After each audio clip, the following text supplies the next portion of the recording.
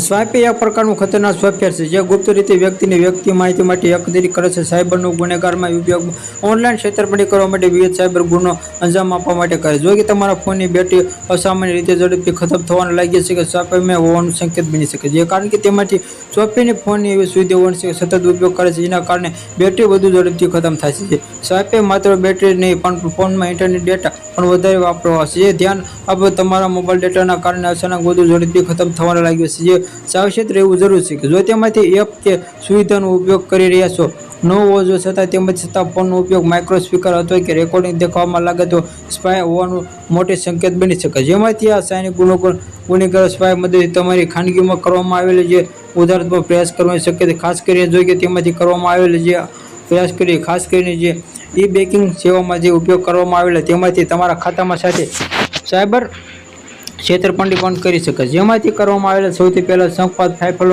Application અને જે download કરવામાં ટાળવું જોઈએ. જેમાંથી આ જો લાગે તમારા ફોનમાં સ્પાય આવી ગયું છે તો આમાં ઉપાય તેમાંથી ફોનની રિસ્ટોર મારો કરો કે પ્રક્રિયા દ્વારા ડિવાઇસમાંથી સ્પાય દૂર થઈ શકે છે. Subscribe my channel.